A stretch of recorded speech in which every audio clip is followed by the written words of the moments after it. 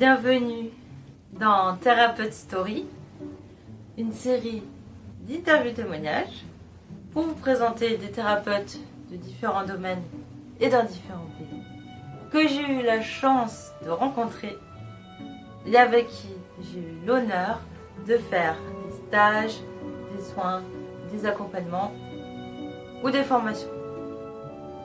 Vous allez découvrir leur histoire, leur parcours et leur expérience singulière sur la voie de l'accompagnement et de l'entrepreneuriat. Puissent ces témoignages vous inspirer si vous êtes sur le même chemin, ou encore vous donner l'occasion d'avoir un coup de cœur et de trouver là ou les bonnes personnes pour vous accompagner.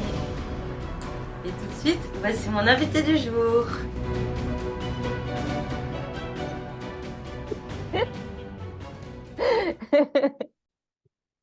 Bonjour à tous, bienvenue. Aujourd'hui, j'ai l'honneur de vous présenter Jonathan Di Vincenzo de Animaction. Bonjour Jonathan. Salut Anaïs. Bienvenue à toi. Euh, Je suis honorée de ouais. t'accueillir aujourd'hui. Merci pour le temps que tu nous accordes. C'est chouette. Je te remercie à toi de m'accorder ce temps et très clairement en fait je me sens aussi honoré, enfin tout ça, on va pas définir toutes les émotions qui nous traversent, mais c'est précieux. Merci à toi Anaïs, c'est vraiment cool cette invitation. Avec grand plaisir. Hmm. Alors, Jonathan, tu es clairvoyant. euh, Tu fais des accompagnements avec des personnes dans lesquelles comment je pourrais dire ça? En gros, de ce que moi j'ai compris, tu vois la structure énergétique des personnes et tu les aides à débloquer des choses dans l'inconscient pour avancer dans certains sujets de leur vie. Et puis, t'aides aussi à comprendre comment fonctionne l'énergétique. Bon, moi, c'est ce que j'ai compris de ce que tu fais. Est-ce que tu voudrais en dire un peu plus? Je vais bien commencer par on peut expliquer qu'est-ce que c'est Animaction. Oui, Déjà l'idée c'est que anima en italien ça veut dire l'âme. Je voulais faire un mélange de trois mots en un. Anima, l'âme, action, donc l'âme en action. Et animaction, c'est animation en fait. Donc l'idée, c'est que je me vois comme coach de méditation. Je me vois comme animateur avant tout. Je suis clairement animateur. La clairvoyance est un outil parmi plein d'autres outils que j'utilise. Donc il y a pas, je ne suis pas que clairvoyant. d'accord. Euh, je me considère comme, en fait, on peut vraiment résumer ça à coach de méditation. La méditation étant un état de présence à soi, ce qui ouvre des portes de manière holistique, hein, donc dans la multidimension. Et quand je dis dans la multidimension, ouvre des portes de manière holistique, le gros perché de la life, qu'est-ce que ça veut dire? Ça ouvre des portes vers la clairvoyance, mais pas que, c'est aussi une question de pouvoir, de magnétisme. Donc, c'est avant tout de l'alchimie ce que je fais. Donc, chaque séance est un coaching, une séance d'alchimie. En sachant que l'alchimie ne concerne pas que la transmutation des métaux, c'est même pas son sens premier. Quand on parle de transmuter le plomb en or, avant tout, on parle de la pierre philosophale. D'accord? Dans philosophale, il y a philosophie dedans, philo. La pierre philosophale, c'est la pierre de sagesse. Donc l'idée, c'est l'être humain accompli que nous sommes. Et je précise bien que nous sommes, et pas que ce vers quoi on tend ou la meilleure version de soi-même ou quoi. Vraiment, la pierre philosophale, c'est ce que nous sommes véritablement au plus profond de nous-mêmes. Donc on n'a rien à faire déjà, bonne nouvelle. Euh, c'est anti-commercial ce que je vais dire, mais on n'a pas besoin de moi. Un coaching avec moi, ce n'est pas de l'ordre du besoin, c'est un désir.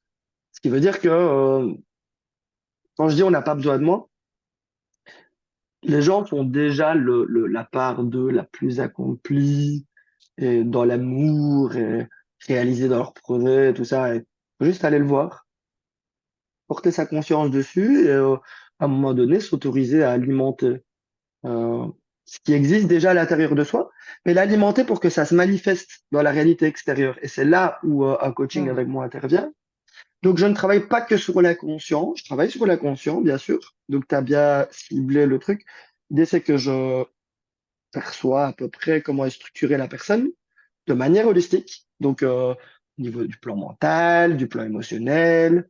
Bon, il y a quatre plans principaux de base, hein, les plans énergétiques, mental, spirituel, émotionnel. En sachant que spirituel, entre guillemets, euh, ça renvoie sur des plans plus subtils là-haut, parce qu'il y a aussi tous des plans en bas, notion de pouvoir en bas et notion de vérité en haut. Unicité et reliance à la source là-haut. En bas, notion de séparation et de pouvoir, de mon point de vue, hein, Mhm. donc de ce que j'observe.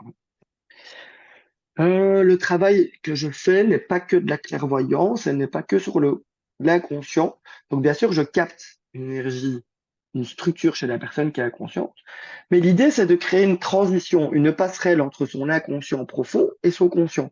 Donc, de faire en sorte, au fur et à mesure de la séance, que, donc, au début, j'amène ça chez la personne, je vais être plutôt dans une démarche active et la personne plutôt dans une démarche passive.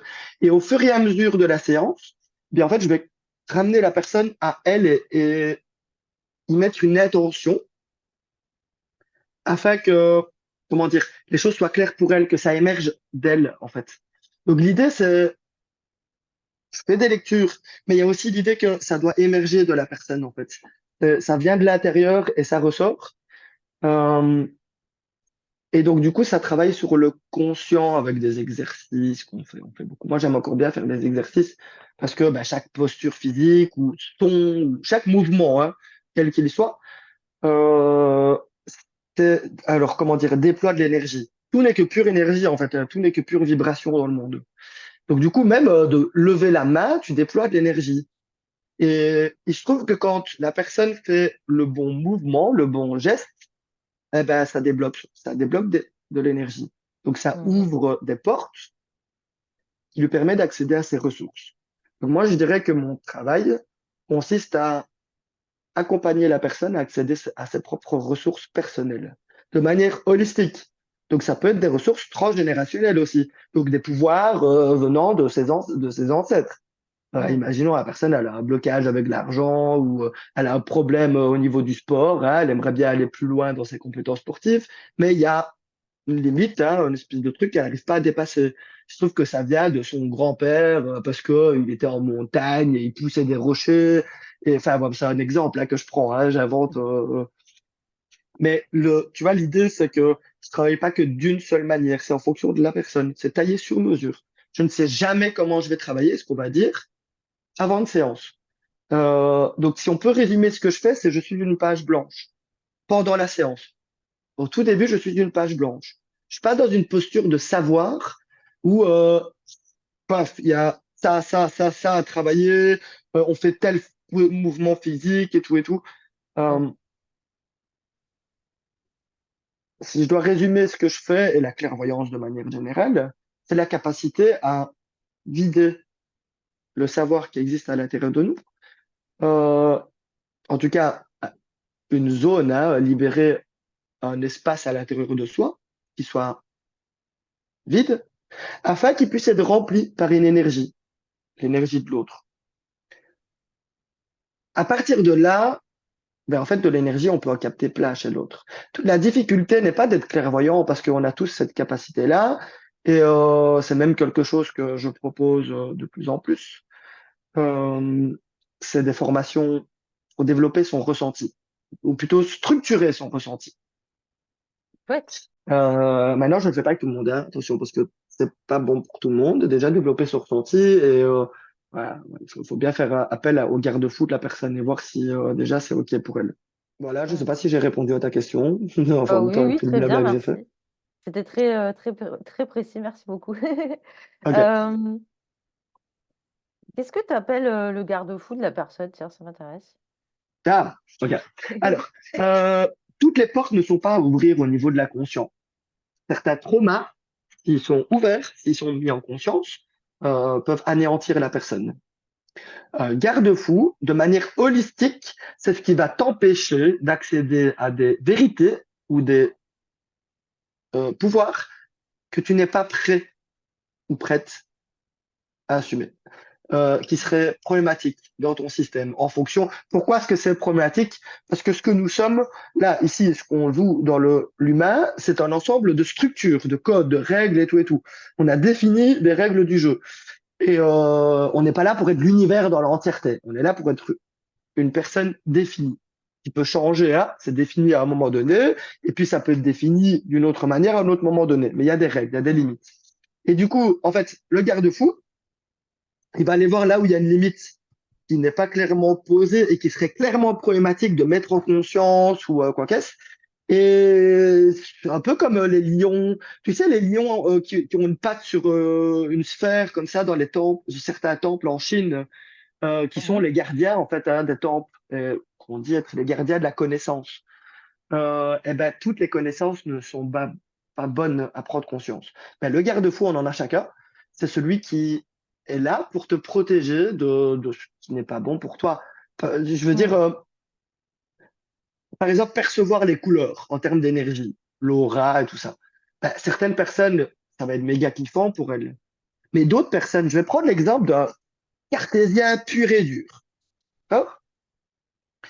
Qu'est-ce qu'un esprit cartésien? Si ce n'est une personne profondément apeurée et complètement dans le contrôle, c'est-à-dire apeurée par la notion d'infini. Donc quelqu'un de cartésien est quelqu'un qui se rassure et qui s'apaise à l'intérieur d'une limite, d'une perception du monde limitée, et c'est pas péjoratif hein, quand je dis limité, c'est à l'intérieur d'un cadre, mais un cadre très défini et très limitant. Pourquoi? Parce que la notion d'infini infinité d'univers, généralement, alors c'est une généralité que je fais, mais on peut pas faire une généralité, hein. Là, c'est le cas des cartésiens à qui j'ai eu affaire dans ma vie.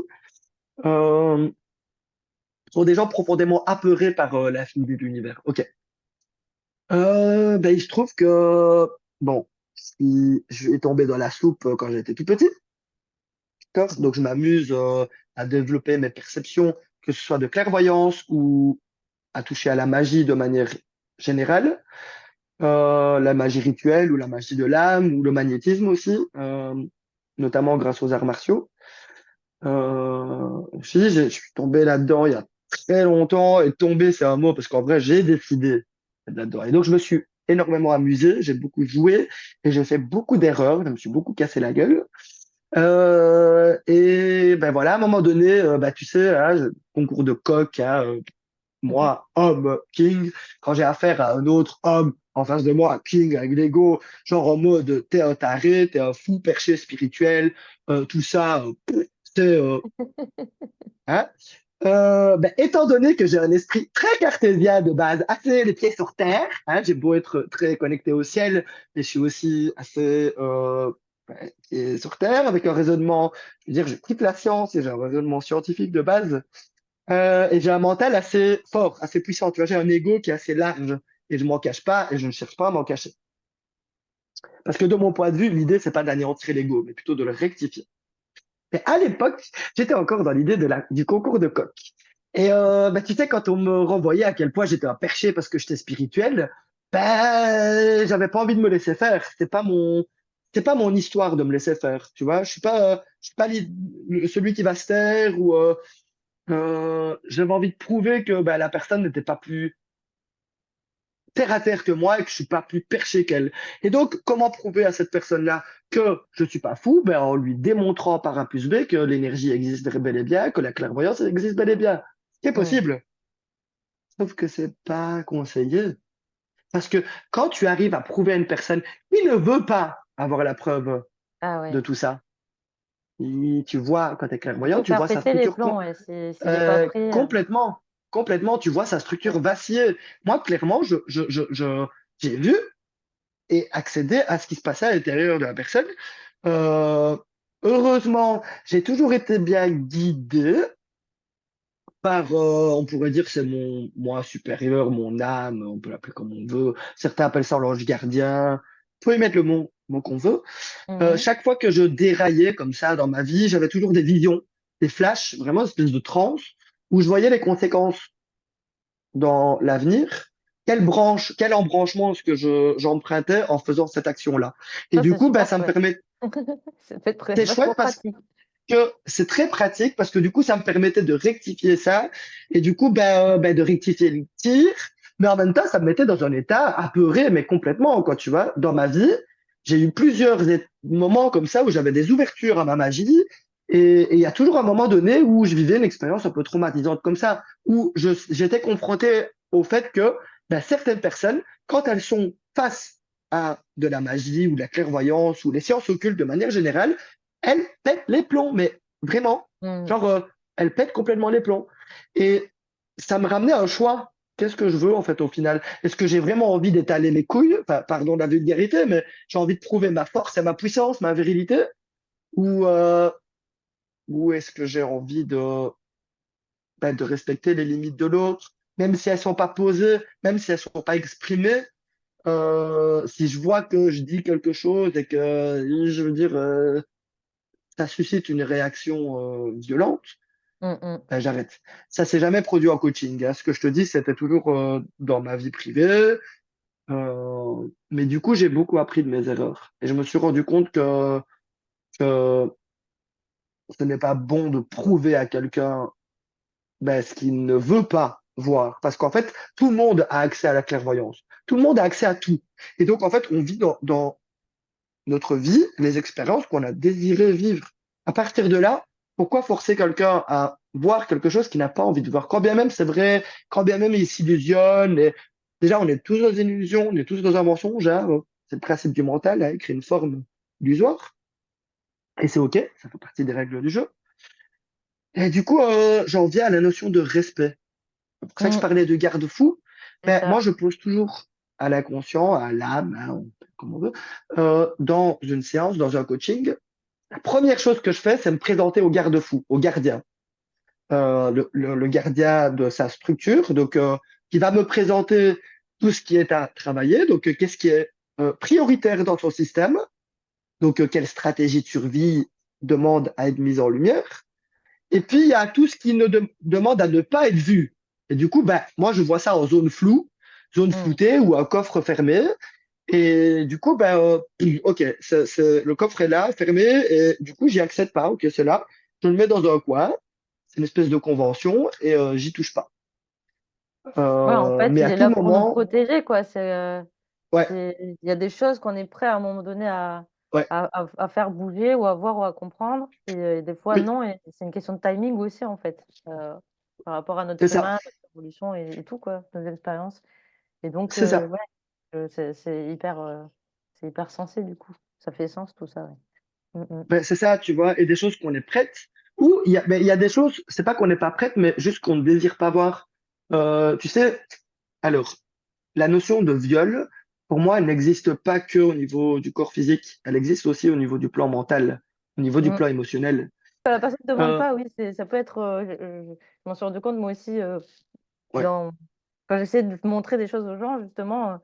Je me rendais pas compte Mm. que c'était hyper violent pour eux et je C'est me ça, retrouvais confrontée à beaucoup de violence en retour et en fait, j'ai compris que c'était, enfin, je l'ai partagé à plusieurs personnes avec ce mot-là qui était un mot fort et qui pourrait paraître dur, mais oui, pour moi, c'était un peu comme du viol ce que je faisais. c'est C'est ça. du forcing quoi, c'est de l'intrusion, et ouais, faut faire gaffe à ça, quoi. Et c'est cool quand tu peux ce que je comprends du coup, c'est que tu arrives à percevoir directement, tu as accès, au gardien, tu demandes tu lui demandes qu'est-ce qui bloque et ça t'évite d'aller dans des endroits où ça pourrait être, trop violent pour la personne, quoi. Tout à fait. En coaching, je précise. J'aimerais bien savoir, comment ça se représente, visuellement, ce que tu vois, en fait, ce que tu perçois, que ce soit le gardien, par exemple, ou ce que tu vois dans la structure, enfin, tu dis que tu vois sur plusieurs, plans. Qu'est-ce que Est-ce que tu peux décrire ce que tu vois, qu'on puisse s'imaginer un petit peu, si c'est possible? J'imagine ça va être complexe à décrire, mais ça m'intéresse, c'est intéressant. Je pense que ça intéresserait les gens de voir un petit peu. Euh, Tu viens de me foutre dans la merde. Ah dac. Et puis j'imagine que tu as pas que de la Non, non, non, clairvoyance, c'est tu as OK. aussi la clairsentience, la clairaudience et tout ça. Tu les as plus ou moins tous, j'imagine? En tout cas, ta clairvoyance a l'air extrêmement développée, de ce que je comprends. Qu'est-ce que ouais. Alors, en effet, parce que de toute façon, on dit clairvoyance, mais quand je dis clairvoyance, ça englobe le tout. C'est clairsentence, Hmm. Ça englobe tout ça à la fois parce que La hmm, perception, quoi, en gros. ah, C'est perception. comment je peux expliquer ça? C'est pas une vision. En fait, clairvoyance n'est un mot qu'on emploie, mais ça renvoie au sens extérieur, chaque sens physique. En réalité, ça n'a rien à voir. C'est totalement lié et ça n'a rien à voir à la fois. Puisque tu vois, les cinq sens physiques, c'est à l'extérieur. Et ben, en fait, tu retournes la chose complètement à l'envers, vers à l'intérieur. Et là, tu peux toucher un peu du doigt ce que c'est. Hmm. Si je dois expliquer, en gros, je tire les informations, je puise les informations, ou plutôt, j'observe les informations qui apparaissent, qui jaillissent du vide. Mais Mhm. bon, personne comprendra si je dis ça comme ça. Euh, Le vide que tu ma expliquais tout à porte, l'heure, c'est ça, de faire le vide et d'un coup de laisser venir les informations de l'autre. Et du coup, c'est ça? oui et non. Oui et non. Là, je parlais pas vraiment de ça. De manière générale, Hmm. euh, en coaching, oui, je libère un espace pour l'autre à l'intérieur de moi, et de toute façon, de manière générale. Mais quand je dis du vide, c'est du néant, du chaos total. L'univers, tu vois, quand on parle de l'univers au niveau physique à manifester, on voit les étoiles, mais en fait, on oublie que ce qui maintient les étoiles, ce qui soutient les étoiles, c'est le néant, c'est le noir, c'est le vide total. Ma porte d'entrée a été le noir, le vide. Euh, Quand je plonge à l'intérieur de moi et que je médite, ce n'est pas de la lumière que je vois. Je vois de la lumière aussi, mais cette lumière, pour moi, elle jaillit du vide. La lumière et le noir absolu, pour moi, sont la même chose. Hmm. Euh, et si tu veux, ce que j'observe, c'est cette même chose-là. Comment expliquer? Ma clairvoyance est intérieure. C'est vraiment, c'est un ressenti.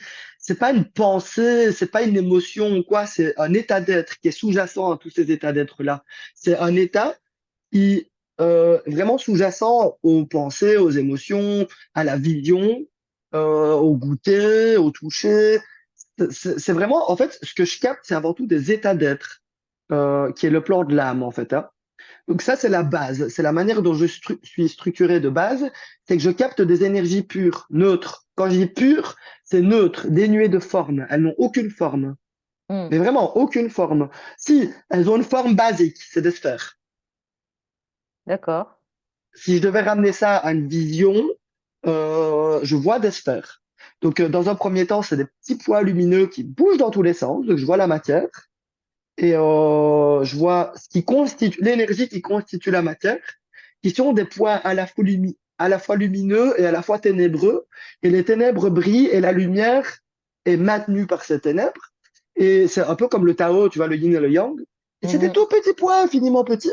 Et j'en vois une infinité autour de moi. Et même si je regarde, si je porte ma conscience sur mes mains, bah, je vais la voir en mode brillant, quoi, tu vois, je vais voir plein de points lumineux. Ah, mais comme dans Twilight, tiens, tu vois, quand ils sont au soleil, les vampires, alors on les voit un peu tout lumineux et qui brillent. Ou comme quand tu regardes la glace, quand il a neigé, et qu'il y a un éclair de lune qui est un rayon de lune qui éclaire la glace. Tu vois, tu vois plein de points lumineux qui brillent comme ça, là, quand tu bouges un peu. Hmm. C'est un peu Voilà. comme quand tu vois des fois, enfin, j'ai remarqué que il y avait plusieurs personnes qui voient ça, ou peut-être ceux qui arrivent à voir ça, ils comprendront. Des fois, je vois les points lumineux quand je regarde le ciel. C'est plein, plein, plein, plein de Oui, micro-points lumineux, ou même des c'est fois, moi, ça. ça me fait, C'est ça. dans certains états dans lesquels je suis, quand je suis dans la nature, selon sur quelle fréquence je suis, je vois plein de petits points lumineux, mais OK. extrêmement petits. Ouais, Eh c'est ben, c'est ça. vibration, quoi. Ok. C'est de ça que je parle. Eh ben, en fait, quand tu les regardes dans le ciel, ça, c'est la première étape, c'est de les voir dans le ciel. C'est plus facile, en fait, parce que c'est énergie cosmique, c'est infini, c'est bon, voilà, notion de clairvoyance en haut. Hmm. Et puis après, ben, plus tu adhères au niveau mental au fait que ce que tu vois, tu le vois réellement, plus tu vas pouvoir voir ça dans la matière. Donc au Hmm. niveau des objets, tout ça. Voilà. Donc pour un peu expliquer comment je vois les choses, je peux parler de ça parce que c'est quelque chose de plus structuré. Beaucoup de gens peuvent voir ça, mais en fait, même cette vision-là, c'est une pure illusion. Donc tout ce qu'on peut capter en termes de clairvoyance, clairsentence, enfin, clair, hein, de manière générale. En fait, c'est une illusion du mental. Le mental va donner une forme à une énergie qui, elle, n'a pas de forme. Elle est neutre. Hmm. Hein. Pour pouvoir Du la coup, ben, traduire, en fait, pour voilà, juste la comprendre et c'est la ça. transmettre. Il faut la traduire. Du Hmm. coup, moi, quand j'étais enfant, je captais déjà cette énergie neutre et j'étais déjà dans le flux de cette information. Par contre, elle ne se traduisait pas aussi clair que maintenant. C'est pourquoi Hmm. je dis souvent, la clairvoyance n'est pas un don. Ça se travaille comme Hmm. n'importe quel muscle, comme n'importe quelle chose dans la vie. Ça se travaille, ça se développe par beaucoup de travail, beaucoup de labeur. Même pour les gens pour qui c'est inné, tu vois. Je peux dire que je suis dedans depuis que je suis petit. Il n'y a pas eu un moment où ça a commencé, mais j'ai énormément travaillé sur moi pour que ces perceptions prennent une forme. Hmm. Et à partir de là, ben, en fait, elle prend une forme complètement variée en fonction de la personne, en fonction du moment et de ce qu'il y a à voir chez elle. Donc, parfois, ça va être des visions intérieures. Et donc, du coup, je vois un personnage qui représente une symbolique. Comme je te disais tout à l'heure, le coffre-fort. Je peux voir un coffre-fort qui va symboliser, tu vois, un coffre-fort fermé à clé. Il Hmm. symbolise, ok, c'est ce que je dois pas aller voir, quoi. Hmm. Ok. Mais c'est un exemple. Je peux voir des pièces d'or tomber quand la personne parle d'argent et que c'est aligné, qu'elle me demande si ça va avoir du succès ou voilà, ça c'est en termes de vision. Mais parfois c'est un goût que je dois sentir. Parfois, bah, tu vois, il y a des gens, je parle avec eux et je sens que ça pue. Vraiment, il y a un goût puant en bouche.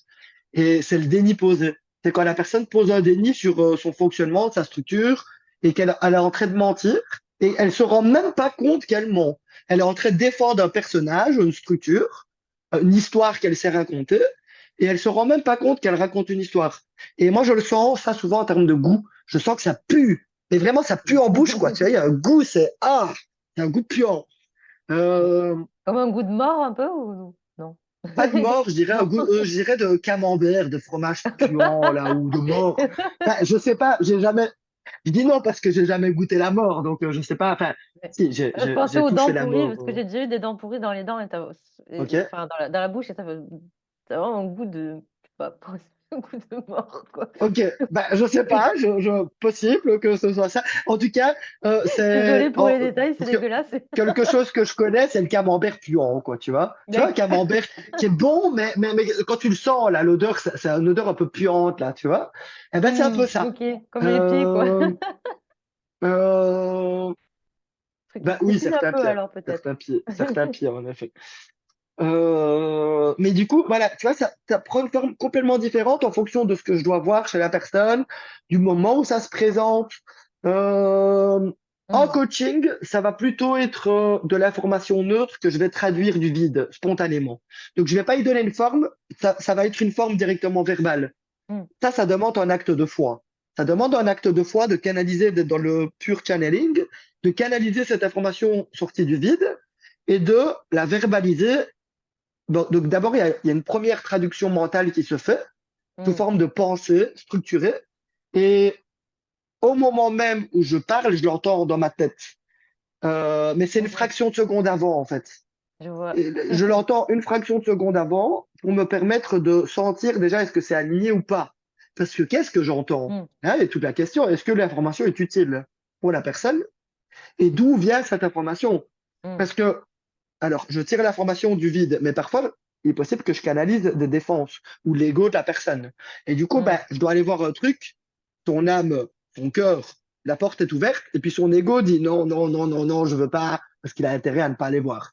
Et du coup, parfois, quand l'ego de la personne est très fort, mais pas aligné, et du coup, il va prendre les devants, et c'est déjà arrivé que je canalise l'ego de la personne et que et du coup je suis là et je me rends compte c'est très vite on cerne très facilement quand c'est une nature ombrageuse qu'on canalise quand c'est une ombre donc un mensonge. Mais parfois c'est tellement vicieux que si tu restes pas centré tu peux vite te laisser embarquer dans une information une fausse information. Donc je capte de plein de manières différentes. En général, c'est intérieur. Et en une fraction de seconde, c'est comme si je pouvais vivre. Enfin, le temps est dilaté. Hmm. Donc, tu sais, quand je fais souffrance, entre guillemets, qui me concerne personnellement. Donc, je vais guérir une mémoire transgénérationnelle liée à mon arrière-grand-père ou c'est jamais quelque chose que je décide moi dans le contrôle, hein. Ça vient à moi et il y a une porte. Moi, je vois une lumière qui dit, OK, quand je vois une lumière briller fort, ça veut dire, OK, il y a un truc à explorer qui est Ok. prêt. Ou je peux Hmm. voir une ombre passer qui dit, OK, il y a quelque chose de caché qui mérite d'être mis en lumière, chez moi ou chez l'autre. Mais tout le jeu, toute la difficulté, c'est de faire la part des choses entre ce qui vient de moi, mon monde intérieur, mes émotions, mon ego, mon mental, mon histoire, et ce qui vient de l'autre. Comment tu fais toi pour arriver à faire la différence? Est-ce que tu aurais des conseils pour les gens peut-être qui galèrent avec ça, qui ont des ressentis et qui n'arrivent pas à... Moi, je suis presque incapable de savoir ce qui vient de moi ou ce qui vient pas de moi. Enfin, sauf quand je suis en phase de... Quand je coach quelqu'un, je me mets dans une position de vide où j'efface mon mental et tout, mon histoire, pour me connecter à l'autre, un peu comme tu disais. Par contre, dans la vie de tous les jours, j'ai du mal à savoir, à faire la différence entre ce qui m'appartient ou pas. Je peux te dire comment je fais moi, mais ce ne sera pas une réponse pour toi ou pour les autres parce qu'on est tous taillés sur mesure. Ouais, On voilà, a c'est tous un notre exemple. propre de- porte d'entrée. De Voilà. manière générale, je veux dire la connaissance de soi. Connais-toi toi-même, hein, tu connaîtras l'univers. C'est la base, donc la méditation. En sachant que la méditation n'est pas un acte de faire, mais un état d'être. Donc c'est pas être assis sans bouger et, ou écouter des vidéos. C'est pas la méditation, ça. Méditation, tu peux le faire par la course à pied. Enfin, ça ne demande pas l'utilisation du mental ou l'arrêt de quoi que ce soit. C'est juste être plongé à l'intérieur de soi et être Mm. conscient de soi. Mais c'est par la pratique, tu vois, il n'y a aucune clé que je puisse partager dans ce live-là, si, enfin ce live, c'est pas un live, mais dans cette interview, qui Mhm. sera un raccourci pour une généralité et que les gens vont utiliser cette clé et se dire, ah waouh, ah oui, ok. Non, il n'y a aucun raccourci, il n'y a aucune clé. C'est vraiment par le travail et chaque chemin est différent. Ce que je peux dire, c'est vraiment prendre l'habitude tous les jours de porter un moment. En fait, j'ai envie de dire de s'honorer en goûtant sa propre énergie, en écoutant ses pensées, en ressentant ses émotions. Plus on va pratiquer Mm. la méditation en plongeant à l'intérieur de nos émotions, en plongeant à l'intérieur de nos pensées. Et vraiment, la méthode, moi, que je conseille le plus, ce sera par les ne pas. Les deux ne pas de base. Mhm. Ne pas rejeter ce qu'on ressent et ne pas cristalliser, ne se pas s'y accrocher. Mm. Donc, en gros, par le il faut plutôt que il faut pas, simplement être observateur, mais observateur, je dirais, parce qu'il y a l'idée d'être observateur et d'être acteur, puisque c'est à l'intérieur, on vit la Mhm. chose. En fait, c'est une expérience encore plus puissante de mon point de vue, c'est-à-dire la manière dont je vis la chose, tout ce qui est de l'ordre du monde intérieur, donc mon ressenti, est plus puissant en termes de ressenti que le monde extérieur. Pour moi, le monde intérieur est plus réel que le monde extérieur. Mm. C'est pas pour moi mes croyances, hein, c'est comment je vis la chose en termes de Mhm. sensation. Mon ressenti intérieur est plus puissant, quoi, tu vois. Mais euh, par exemple, ce que je peux ressentir quand je suis en transe et que je reviens de mes vies antérieures, ou, enfin, je veux dire, j'ai déjà vécu le fait d'être brûlé vif ou Mm. d'être bouffé par un serpent.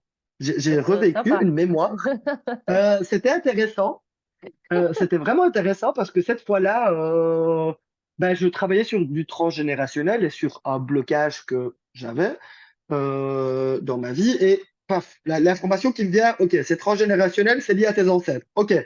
Sauf que je m'attendais pas à ce que ce soit des ancêtres très lointains, c'est-à-dire du règne animal. Mhm.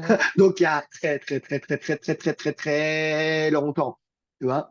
Bien avant même nos ancêtres cousins du sage. Et même encore avant ça.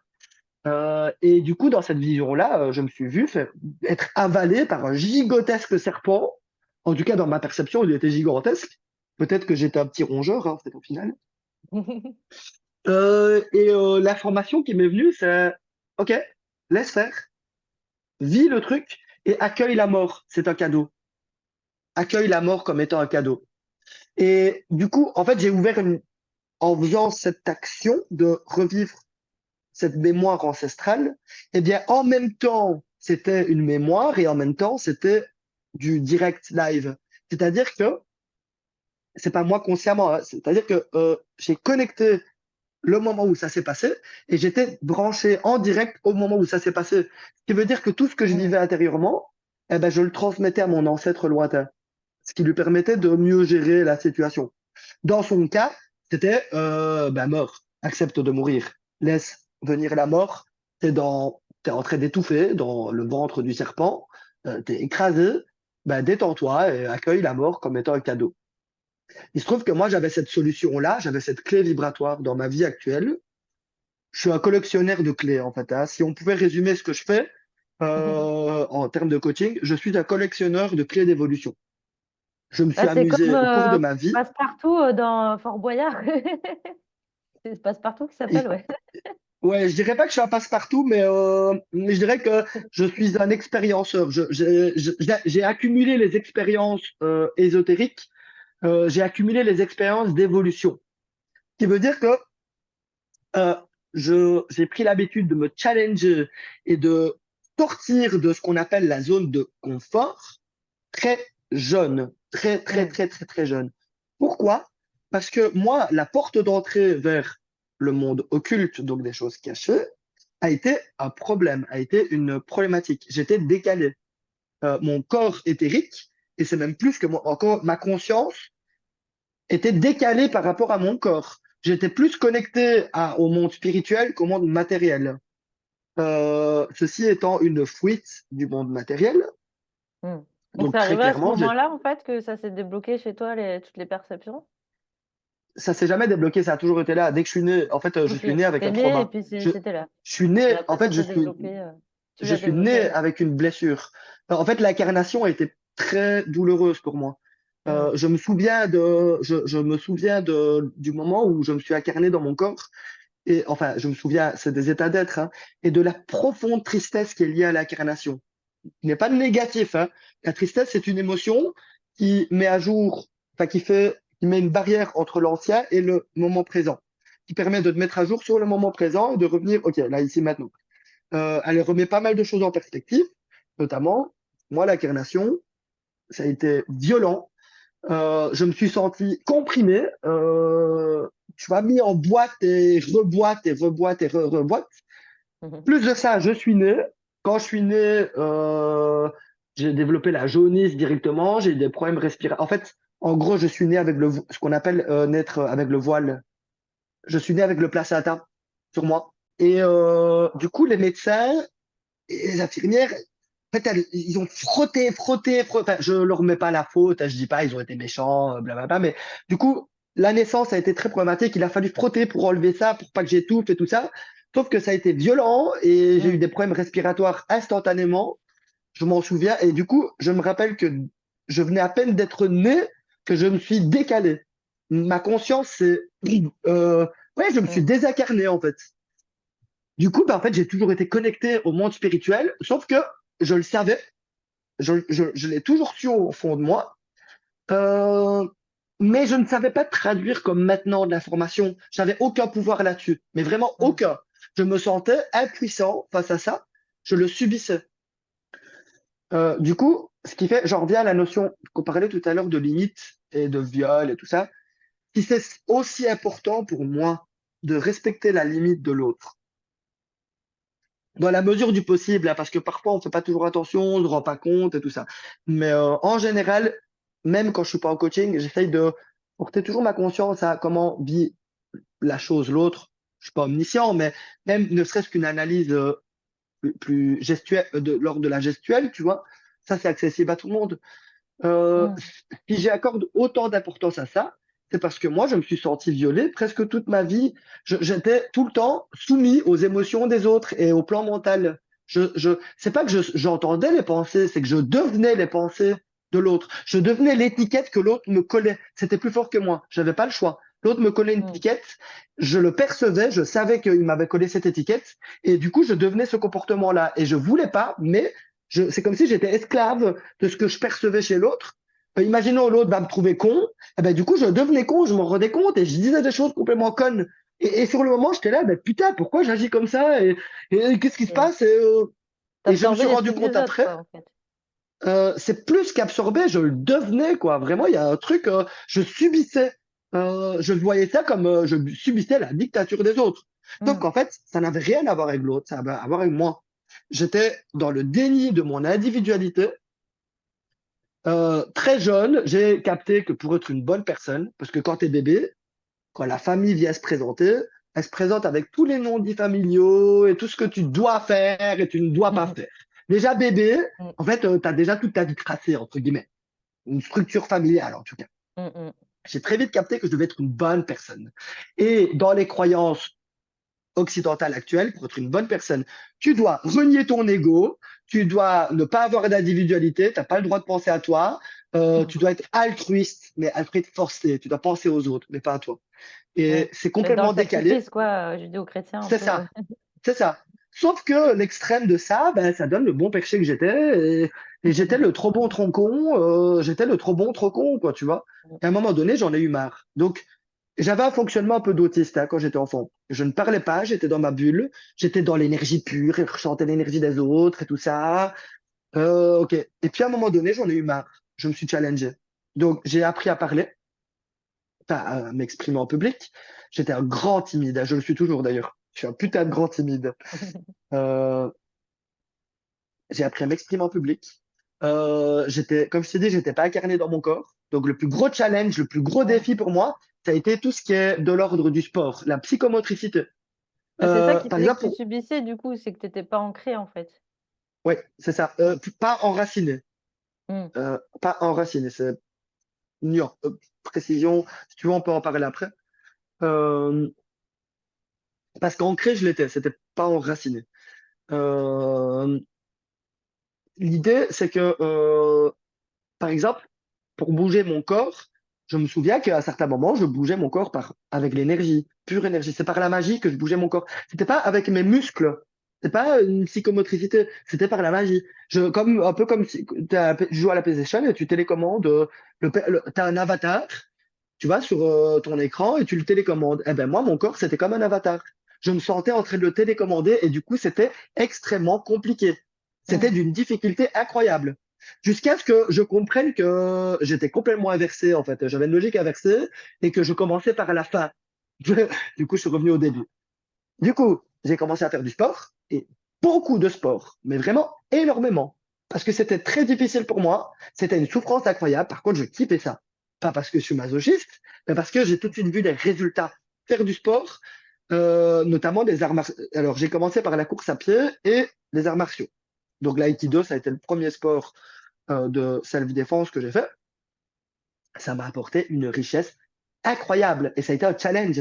Mais vraiment, en fait, ce qui était facile pour la plupart des gens était extrêmement difficile pour moi. Les gens couraient, ils disaient, je sais pas, on devait courir à l'école et c'était très facile pour les gens. Ben moi, c'était extrêmement compliqué. Ou même l'apprentissage du langage, ça a été d'une difficulté incroyable parce que je n'avais pas la même structuration que la plupart des gens. Et donc, je devais traduire à chaque fois. J'ai dû mettre une zone Mm. tampon pour traduire entre comment ça se passe vraiment dans ma conscience et puis comment je dois l'exprimer au monde. Donc, Tu vois. traduire dans la matière, en fait, quoi.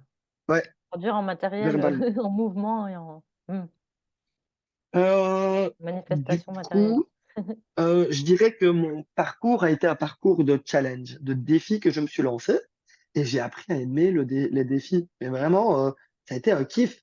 Genre, du jour au lendemain, j'ai appris à danser. J'étais nul en danse, mais quand je dis nul, vraiment, je ne savais pas danser.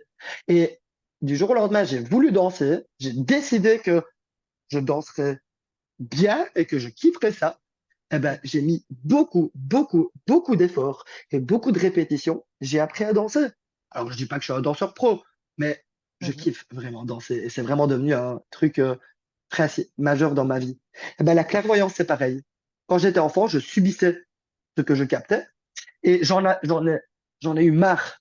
J'en pouvais plus. Vraiment, quand je dis j'en pouvais plus, j'étais à bout. C'était, à un moment donné, j'étais prêt à mourir, quoi. Vraiment, ma vie était une Ouais, tu souffrance. m'étonnes. Ça doit être horrible d'avoir l'impression de subir en permanence, en fait, de pas être maître de toi, enfin, C'est de ton ça. corps, de ta vie. Chaud.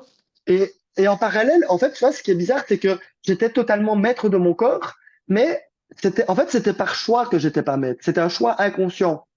En Mhm. fait, je me suis soumis à une structure familiale qui m'a été proposée. Et quand j'étais bébé, ben, j'ai adhéré à ça parce que ben, voilà, ça faisait partie de mon chemin. J'ai adhéré à la structure de l'altruiste, qui est dirigée vers l'autre et pas vers soi. Mais Hmm. en parallèle, heureusement, ce qui fait que j'ai pas fini à la vie psychiatrique, c'est que j'ai une très bonne connexion en bas, à la jouissance. C'est une très bonne connexion. En fait, en gros, je suis bien narcissique, quoi, tu vois. J'ai un ego assez large et ça compense. C'est pour ça que je dis, je suis très ancré. Hmm. C'est plutôt Ouais, l'enracinement du qui coup, ça posait m'intéresse de problème. savoir la différence parce que pour moi, quand je dis ancré, c'est justement, je parlais du corps en fait, d'ancrer dans le corps. Et pour moi, comme tu dis, le sport, ça permet d'ancrer dans le corps. Et du coup, c'est quoi la différence pour toi entre ancré et enraciné? L'encre renvoie sur la fixité. On va immobiliser quelque chose, un état, le corps ou quoi que ce soit. Ok. L'enracinement, c'est bien plus que l'immobilité, c'est même le mouvement, en fait, en vrai. Parce qu'on parle de racines, alors les racines permettent à l'arbre de se fixer, mais c'est avant tout pour se nourrir, pour puiser l'énergie vitale, pour puiser l'énergie de la terre et nourrir ben, tout l'arbre, en fait. Et l'enracinement, c'est le fait d'être pleinement incarné dans son corps, mais émotionnel et mental et tout, et d'être nourri de l'expérience dans le moment présent. Quand je dis d'être nourri, c'est l'expérience des blocs de l'énergie. Hmm. Vraiment, ça débloque. Je peux te donner un exemple d'enracinement, de ce que peut amener l'enracinement. Donc, je t'ai dit, j'ai fait beaucoup de courses à pied, j'ai fait beaucoup de sport et je suis devenu très doué. Je fais un gros résumé. Je suis devenu très doué. À l'adolescence, j'ai fait sport, option sport. Donc, j'étais en sciences sport, sport intense. Donc, j'avais 10 heures de sport à l'école et j'avais 16 heures de sport hors école. Donc, j'avais à peu près 26 heures de sport par semaine, parfois 22, parfois un peu moins, parfois plus. OK. Ce qui est énorme, ce qui est vraiment beaucoup. OK. Et puis, à un moment donné, j'ai décroché parce que c'était beaucoup trop, hein, faire autant de sport. Il y a eu un événement hein, qui s'est passé qui m'a fait dire, OK, stop, OK. Donc, j'étais déjà passionné de méditation, mais j'accordais pas assez de temps à mon goût à la méditation. Du coup, je me suis remis pendant une dizaine d'années à la méditation, mais plus dans la passivité. Et puis, à un moment donné, ben, j'en ai eu marre. Après, je sais pas, peut-être 8 ans où j'avais plus fait de sport, j'ai voulu faire de la course à pied, mais j'en avais plus fait depuis longtemps. Et je suis allé à un groupe qui s'appelait à l'époque Liège Gay Sport. J'avais un besoin de communauté en même temps, tu vois, et de refaire du sport. Sauf que, à un moment donné, il restait 10 minutes à courir, j'étais épuisé, j'étais fatigué, ça faisait longtemps que j'avais plus couru. Mon corps, ça allait, mais mes poumons étaient épuisés. J'étais quand même fatigué aussi physiquement. Euh, et puis, je me rappelle, à un moment donné, j'ai eu une crise d'angoisse. Et je me rappelle m'être dit, OK, j'ai pas l'énergie de lutter, et j'en ai pas envie. Donc j'ai absorbé cette énergie, cette angoisse, et je me suis réapproprié ça. Et puis en fait, la pièce s'est inversée. L'angoisse s'est transformée en jouissance. Et quand je te dis jouissance, j'ai senti du feu remonter de mes pieds et tout mon corps. Et en fait, je suis passé d'un état où je pouvais plus avancer. Il restait 10 minutes, c'était un calvaire pour moi. J'avais plus d'énergie. À un état où je respirais plein poumon, je courais comme une gazelle et j'étais là, ouh, c'est déjà fini? Eh oh, oh, c'est déjà fini les 10 minutes, hein? Moi je vais continuer là. Oh. Tu Hmm. vois, Ce qu'on appelle la transmutation, du coup, par excellence. on peut dire qu'on peut. Alors moi je mettrais pas ça là-dedans, mais Aïe! je Oh, mets plutôt ça dans. J'ai osé à ce connasse. moment-là, je me suis nourri de mon énergie vitale, qui est accessible en permanence, qui est là de manière illimitée, elle est infinie. On a tous une putain d'énergie vitale, qui a la même puissance qu'une bombe atomique et plus encore. Et qui est juste bloqué par nos propres croyances et barrières et tout et tout et tout. Du coup, ben voilà, c'est pas de la clairvoyance. C'est pour ça qu'au début, j'ai commencé par je ne suis pas que clairvoyant. C'est vraiment avant tout une question d'énergie, ce que je fais. C'est de puiser ses ressources. Et quand je parle d'énergie, c'est aussi d'énergie physique, hein. C'est l'idée de, vu que moi-même, j'ai dû investir beaucoup d'énergie pour m'enraciner et donc pour être là, dans mon corps et jouir de ma vie, en fait. Et je suis pas arrivé, hein. Je veux dire que c'est pas un palier qu'on atteint, paf, j'ai atteint le palier, j'ai la maîtrise. C'est le parcours d'une vie, tu vois. Et du coup, ben, vu que j'ai accumulé pas mal de clés là-dedans, dans l'idée de débloquer son énergie, ben, j'ai eu envie et besoin de partager ça au monde. C'est devenu ma passion, les sciences occultes. À 12 ans, je lisais déjà des livres de magie. Je faisais des rituels et tout ça. Alors, c'est très limité, hein, tout ce qui est rituel et tout ça, mais je m'amusais, j'ai exploré tout ça. Et puis, je m'en suis détaché aussi. J'ai vite compris que la magie et tout, bon, voilà, toucher à des trucs qui nous dépassent de loin, pas toujours judicieux. J'ai eu le moment apprenti sorcier, puis je m'en suis libéré. Euh, et là, j'en suis à tout n'est que pure magie, mais magie de l'âme. Et donc, les mots sont une magie, les gestes sont une magie, les actes sont une magie. Et du coup, ce que je fais, c'est partager ma magie. Alors, ma magie ne m'appartient pas. C'est- Vraiment, animaction, c'est l'idée d'être l'âme en action. Et l'âme, c'est toutes nos potentialités. Et moi, ce que je fais, c'est confronter la personne à quel choix est-ce que tu fais? Parce que tu es un tout. Tu es un ensemble de potentialités. Mais quel choix est-ce que tu fais? Et du coup, je reviens à la question que tu m'as posée à un moment donné. Comment structurer sa clairvoyance? Comment savoir qu'est-ce qui vient de nous, qu'est-ce qui vient pas de nous? Déjà, ok, tu arrives à te poser la question, qu'est-ce que je choisis d'être? Moi, je suis, de toute façon, ce que je suis est infini. Ce que nous, tu vois, quand je dis je, c'est nous, hein. Euh, Quand on connecte, tu commences à monter en vibration. Et plus tu montes en vibration, plus tu relis l'âme à Dieu, l'univers. Et on est tous reliés, en fait, hein, on est tous un. Tu vois, plus tu montes, plus tu te rends compte que tout est interconnecté et qu'en fait, on est une seule et même chose Mm. s'exprime, qui se traduit à travers la création. Et du coup, l'important, c'est de se poser la question, OK, qu'est-ce que je veux incarner au fond? Qu'est-ce que je veux incarner? Et ça, c'est la base. Avant de se demander, clairvoyance, qu'est-ce que je veux incarner? Quels sont mes choix? Est-ce que je suis dans le choix ou dans le non-choix déjà? Mm. Et si je suis dans le non-choix, pourquoi? Est-ce que j'ai peur? Est-ce que je me soumets? J'ai rien signé. Il n'y a rien qui est signé. Il n'y a pas de contrat. Il n'y a pas de. J'ai rien signé. Donc, à tout moment, je peux couper un truc auquel j'ai adhéré toute ma vie. Faut-il encore accepter de se libérer des habitudes? Parce que ça, parfois, c'est le plus compliqué aussi, hein, c'est de se Mm. libérer d'une habitude. Ouais, ouais, surtout quand c'est ancré depuis très longtemps. Hmm. Mm. Je sais pas si j'ai répondu à ta question, parce que j'ai fait beaucoup de blabla là. Ben, ce qui est intéressant, c'est que ça répond à plein de choses en même temps. Donc, Ouais, après, oui, du coup, ce que je comprends par rapport à ma question, c'est la réponse que j'en retire. C'est déjà, ben, commencer par apprendre à connaître sa propre énergie, se connaître soi oui, par la méditation, l'observation, la contemplation et tout ça. On va oui, connaître tout notre monde intérieur pour, je pense, oui, arriver à faire la différence entre ce que nous, on ressent, notre énergie propre et celle qui peut arriver de l'extérieur, oui. d'une autre personne, Ensuite, par exemple, ou voilà. intégrer la Et notion de limite. En second lieu, c'est intégrer la ouais. notion de limite. Vraiment la limite. Mmh. Parce que si on veut, ah oui, si on veut structurer son ressenti, il faut qu'il y ait une limite entre soi et le monde. Il faut accepter la notion de limite. Intégrer la notion de limite, c'est plus qu'accepter, c'est l'intégrer. S'il n'y a pas de limite, il n'y a pas de ressenti. Enfin, ce sera un ressenti pur, neutre. Il n'y aura aucune forme. Et donc, du coup, ce sera dans un état de passivité où je subis mon ressenti.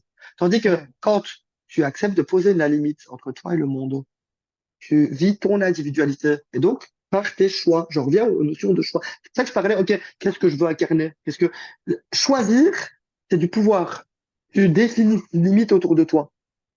Et oui, ok, certains veulent toucher le nirvana, un tas d'illumination, tout ça, tout ça, tout ça. Ouais. Faut pas oublier que l'illumination, c'est aussi la mort, hein. Mmh. C'est la mort du monde manifesté et physique. Donc, tant qu'on a encore envie de vivre sur Terre, ce qui est mon cas, la notion de limite est très importante. Mais de limite tempérée, bien sûr, hein, parce que tout est une question Ouais, c'est ce qui d'équilibre dans la vie. définit, en fait, c'est une définition, quoi, la limite Voilà, aussi. ce qui définit l'espace d'un instant. Et ça, c'est vraiment important, la notion d'impermanence, hein, ce qui nous définit l'espace d'un instant. Parce que Mmh. ce qui me définit maintenant ne me définira pas forcément dans 10 minutes.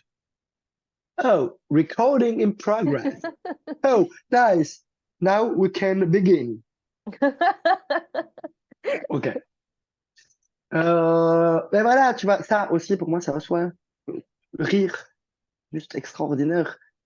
C'est la plus grande simplicité qui soit. Et pour moi, c'est le meilleur des soins. Enfin, le meilleur, il n'y a pas de meilleur ou moins bien, mais Mm, c'est un élan d'air c'est frais, quoi. puissant. Juste pisser de rire. Mais vraiment, juste s'autoriser à pisser de rire comme des cons, quoi. Mais vraiment. Euh, Ouais, ça fait tellement de bien. J'ai retrouvé ça il y a quelques mois après une période extrêmement longue, très, très sombre, enfin de dépression quasiment pendant 1 an, quoi et j'ai retrouvé ça là, ah bah, ma renaissance, elle s'est fait moi au solstice d'hiver et du coup, c'est là où tout le monde commence à descendre en mode: «Oh, c'est l'hiver, machin». Moi, j'ai eu une montée d'énergie de ouf et le rire est revenu et putain, ça fait du bien, mon Dieu, ce que et du coup, j'ai envie de rire tout le temps, quoi, de pour tout et n'importe quoi, c'est vraiment une force, puissante, le rire. Mmh. yes. Euh, et moi, je l'ai découvert, pas le rire, mais le fait d'être un peu, le rire con, d'être un peu con, de rire de choses un peu connes. Et quand je dis connes, c'est pas péjoratif, c'est simple, quoi, tu vois. Euh, de la simplicité de la vie. Euh, Moi, vraiment, ce vers quoi je tends, et je dis bien que je tends Mmh. vers, parce que j'y suis pas loin de là, je suis encore quelqu'un de très compliqué à l'intérieur, là, c'est très, très, très compliqué. Mais ce que je peux résumer de ce que je fais en termes de clairvoyance, enfin, non, plutôt si je peux partager une clé en termes de clairvoyance ou de soins énergétiques ou de magie de manière générale, ok, plus on se simplifie la vie intérieure, plus on obtient des résultats clairs, Mmh. efficaces, des résultats. Parce que moi, je suis quelqu'un de résultat. Je ne jure que par le résultat. Pas dans la théorie.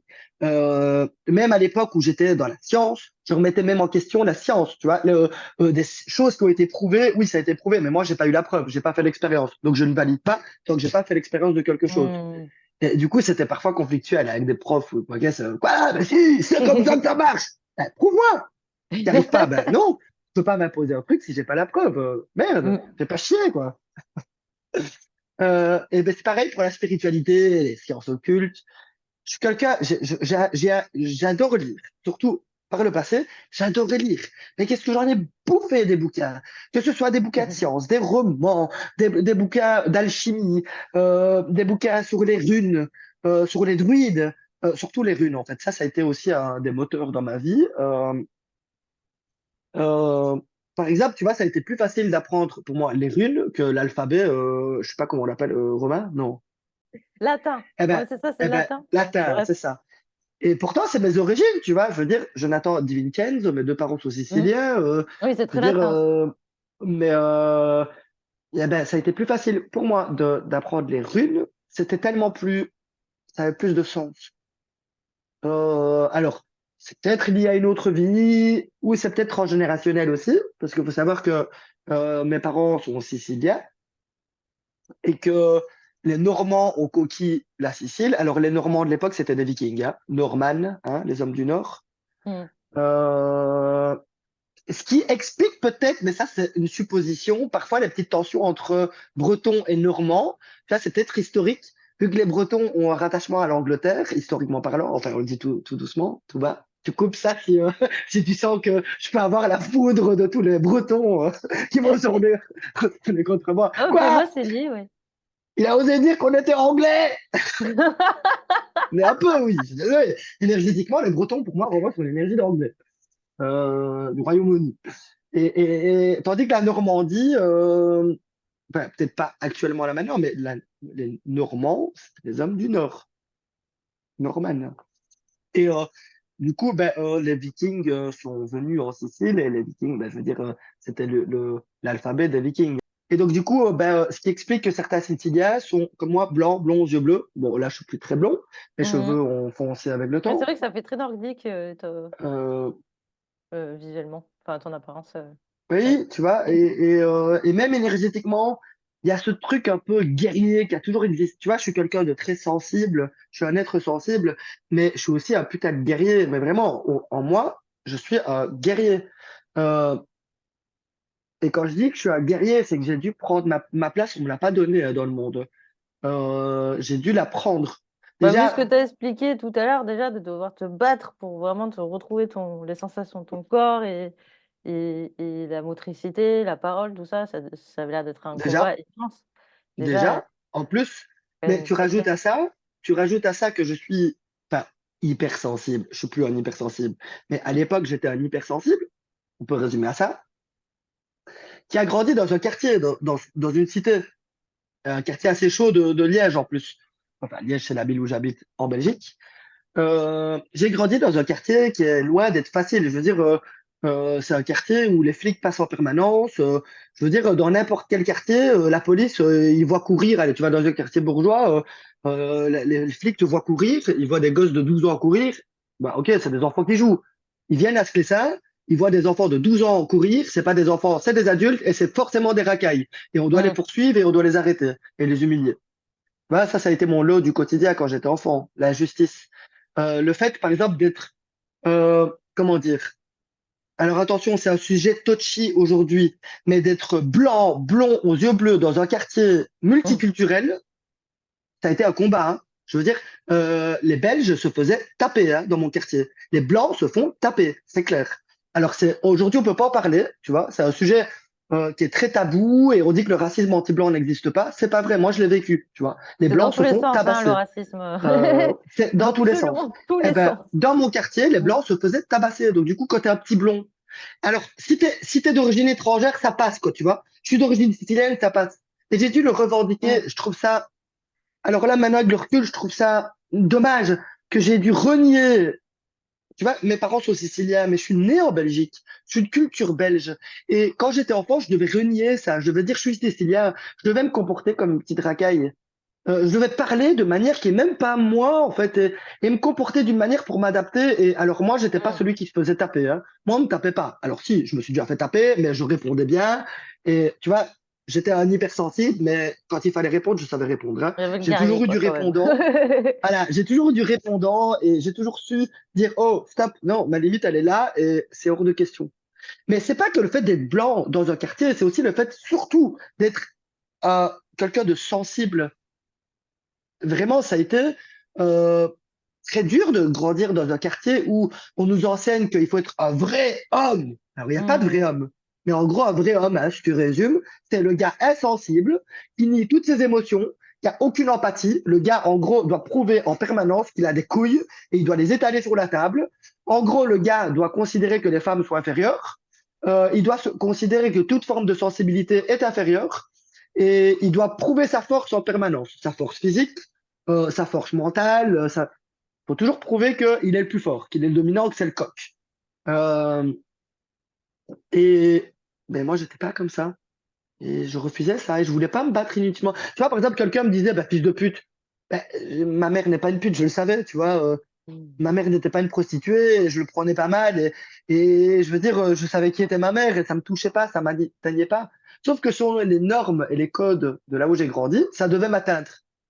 Et c'était perçu comme une faiblesse. Et du coup, c'était un parcours du combattant de devoir Mm. expliquer ça. Mais mec, je m'en fous. Bah, fils de pute, bah, tu peux me dire ça tant que tu veux, ça va pas me toucher, hein. Je suis pas faible parce que je te cogne pas, parce que tu me dis fils de pute. Je veux dire, maintenant, si tu te touches à ma mère, physiquement, là, ça va être autre chose. Ouais, c'est la Ou, difficulté des êtres sensibles. On tu vois, doit si je devais pleurer, s'adapter je pleurais. aux autres pour pouvoir convenir, alors qu'au fond, nous, on est plutôt des êtres, enfin, j'aime pas trop ce mot, mais entre guillemets, purs. Et les enfants, c'est un beau reflet de la société en plus, hein. Enfin, ça dépend des milieux, mais en gros, tu es dans un milieu avec des codes, avec des manières Oui, de te comporter. Et si tu ne te comportes pas comme ça, eh ben, on se moque de toi, on te rabaisse, on te frappe, ouais, tout, ouais, quoi. Enfin, je l'ai vécu, moi, à c'est l'école, ça. c'était une violence. J'étais toute seule, on se foutait de ma gueule en permanence et j'avais beaucoup de mal à m'adapter et je comprenais pas les comportements des autres, ça me semblait pas normal et C'est j'avais horrible, du hein? mal à me forcer à devoir être pour être appréciée, pour être respectée et Ouais. compagnie. C'était d'une violence inouïe, donc je comprends parfaitement et c'est le cas Et en même temps, ça nous de toutes les forge, hein? personnes comme nous, dans mmh? Et en même temps, ça nous forge à tout ça. Oui, bah oui. J'ai tellement, moi je voulais plus, j'en avais marre, je voulais être noir de peau, je voulais même être noir de peau, je voulais être noir de cheveux, j'en pouvais plus d'être le sale blond, quoi, tu vois, quand j'étais enfant. Ça aussi, il a fallu, et jusqu'à ce qu'à un moment donné, je revendique stop. Non, bah si, je suis blond et je l'assume et il n'y a aucun mal à ça. Et pareil, le fait d'être gay, tu vois, dans un quartier, d'être dans ce monde tout court, gay, et même dans le monde spirituel, hein, je veux dire, à croire que les spirituels sont plus évolués, parce que mes couilles, hein. La misogynie et l'homophobie, elle est clairement présente, même dans le milieu qu'on dit spirituel. Ouais, Ben, ça rajoute il a encore fallu, une autre difficulté, une autre c'est discriminalité en ça, plus de la sensibilité de base à c'est ça. devoir Mais du coup, en fait, subir tout et ça, assumer. Ouais. en fait, c'est une manière de voir les choses. Et en même temps, quand je regarde dans le fond, eh ben, tout ça n'a jamais été de vrais obstacles. J'ai toujours su prendre ma place au bon moment. Enfin, je peux prendre un exemple. Je n'ai jamais vu autant d'homophobie dans ma vie qu'à l'époque où j'étais dans la revendication. Alors que quand j'ai vraiment lâché la revendication, oui, il y a de l'homophobie, blablabla, je veux dire, je ne vais pas la nier, hein. J'ai travaillé dans une école récemment, je dirais pas laquelle, je veux dire, je me suis fait agresser par un père de manière complètement injuste, juste parce que j'ai une voix un peu efféminée, et il estimait que son fils ne devait pas être surveillé par une espèce de tapette qui finirait en enfer. Ok, Mm. voilà, ok. Mais c'est pas grave, j'ai pas accordé d'énergie, tu vois, c'est ok, mec, ok, ok, cool, cool pour toi. T'es malheureux, bah reste malheureux si tu veux, je m'en occupe pas. Ouais, c'est ce Mais qu'on tu vois, disait l'autre fois, en fait, quand c'était au téléphone. En gros, c'est l'énergie que tu portes aussi que... Enfin, ce qui se oui, passe à l'extérieur de toi, c'est le oui, reflet aussi de ce que tu c'est ça, vis à l'intérieur, c'est ça, de tes croyances, de tes schémas, tout et tu à fait. t'intègres, que tu acceptes des choses à l'intérieur de toi, que c'est plus un problème en toi, c'est plus un problème à l'extérieur. Enfin, ça t'agresse plus à l'extérieur, en fait, ça vient plus t'agresser. Voilà, voilà. Mais tu vois, j'en viens à, ben voilà, je parlais de l'homosexualité, mais je peux parler aussi de la clairvoyance et le monde occulte. Moi, dans mon entourage, j'ai beaucoup de scientifiques. Tu vois, des gens qui travaillent dans la science, sont une formation scientifique, tout et tout, parce que bah, c'est mon kiff aussi de base, donc une affinité. Mais à l'époque où j'étais dans la revendication des sciences occultes, et genre de revendiquer que les sciences occultes sont tout aussi sérieuses que la science moderne, et que c'est même l'ancêtre, c'est même ce qui, enfin c'est pas l'ancêtre, c'est ce qui a engendré la science moderne. Ben, à l'époque, je veux dire, on me prenait pour un gros perché de la life, alors que là maintenant, je parle avec un médecin ou un chimiste ou un biologiste ou un physicien. Tu sais, j'ai même des scientifiques qui viennent me voir en coaching, des gens très terre à terre qui viennent me consulter. Et pour moi, c'est juste, waouh, ça remet, tu vois, enfin, ça fait déjà un petit temps maintenant, mais ça a remis en question toute cette croyance qu'il y avait une lutte entre Hmm. spirituel et entre cartésien, entre être homosexuel et le monde hétéro. J'étais pas contre les hétéros, mais je me sentais, tu vois, moins privilégié, toujours mis en arrière. Euh, et en fait, tout ça, c'est une illusion. Et du coup, j'en viens à, ok, chaque fois que tu es dans la revendication, bah, c'est que tu portes une blessure. Et au fond, c'est pas d'arrêter la revendication qui Hmm. compte, c'est d'aller voir quelle est cette blessure que tu portes, qui Hmm. vient, qui est beaucoup plus antérieure à la blessure physique du monde. Enfin, je veux dire, ma blessure, elle existait déjà avant d'avoir vécu des expériences qui l'ont validée. Tu vois, l'homophobie, contre la sensibilité, et nanana. Euh, J'avais déjà ce truc et du coup, bah, je suis allé travailler dans le fond de cette énergie. Je suis allé voir, en fait, ok, et aller travailler dans le fond de cette énergie, c'est assumer qui je suis véritablement. Qu'est-ce que tu aimes le plus dans ce que tu fais, dans le dans l'accompagnement ou dans l'énergétique? Qu'est-ce qui te fait le plus vibrer, quoi? Qui te met le plus en kiff? Ah, ok. Euh, ok. Je vais grossir le trait, Ouais. mais j'ai besoin de grossir le trait pour expliquer ça. Euh, En gros, la personne, elle vient me voir avec une intention claire, une question, une problématique qu'elle vit au quotidien ou un projet, hein, c'est pas que des problématiques, c'est plutôt même plus des projets pour l'instant. Les gens viennent plus trop me voir pour des problèmes, mais pour plutôt des projets qu'ils ont sur du court ou long terme. Euh, et l'idée, c'est que la personne, elle vient avec son conscient, avec un projet, donc conscient. Et puis, donc, ok, elle me contacte, si elle a prise de rendez-vous, on définit ensemble combien de séances on va prendre. Donc, soit c'est une séance individuelle, soit elle prend plusieurs séances et tout et tout. Donc, déjà, rien que ça, le fait de discuter, d'échanger, de définir, c'est le côté business et tout ça. Déjà, rien que ça me fait kiffer, mais de ouf. Enfin, l'échange humain et de définir ensemble quelles sont Le nos côté règles du jeu. stratégie? Ouais. Non, j'irai pas stratégie, c'est définir les règles du jeu. Ah, Définir les OK. règles du jeu. Stratégie renvoie sur une notion d'un peu combat. Tu vois. Pour moi, c'est plutôt définir les règles du jeu. Ça me fait kiffer parce que ça résume tout ce que je fais. C'est nous qui définissons. En fait, On n'a pas le choix. Ils nous font des règles. Tu vois, dans l'incarnation, il faut des règles du jeu. Mm. On a besoin de limites. Le jeu de l'humain, de mon point de vue, ce n'est pas une vérité, encore une fois, tout ça, blablabla, je me protège, hein. Euh, on a besoin d'un cadre pour s'exprimer à l'intérieur du cadre. Sauf que la plupart du temps, ce cadre, c'est dans le non-choix. C'est un cadre qu'on a hérité et on a adhéré à ce cadre. Et les gens ne savent pas qu'ils peuvent continuer à évoluer. La plupart des gens croient qu'en fait, ils évoluent de 0 à 8 ans ou 12 ans et puis après, ils arrêtent d'évoluer. Ils gardent la même structure mentale et ils gardent la même mémoire, le même truc et ils restent les mêmes. Alors, on dit qu'à l'adolescence, on évolue. Oui, il y a un chamboulant qui se fait, mais ils gardent les mêmes interdits, les mêmes codes. Eh ben, mon kiff total, c'est d'accompagner la personne à péter, mais vraiment à péter ce qui demande à être pété dans ses. C'est pas que des croyances, c'est limites, les limites qui définissent sa réalité. Donc c'est au Mm. niveau profond, hein, au niveau de. Je te parle pas de croyances, c'est pas un simple niveau de croyance que je fais. Je ne travaille pas sur les croyances, mais sur les structures qui définissent même les croyances. Donc on dirait que c'est sur le Mm. plan causal. C'est des énergies qui définissent les expériences que tu vas vivre dans ta réalité, les personnes que tu vas attirer à toi, et tout, et tout, et tout, et tout. Ensemble, on va aller visiter quelles sont tes limites et est-ce qu'elles sont encore adaptées à tes projets? Est-ce qu'elles sont adaptées même à ton moment présent?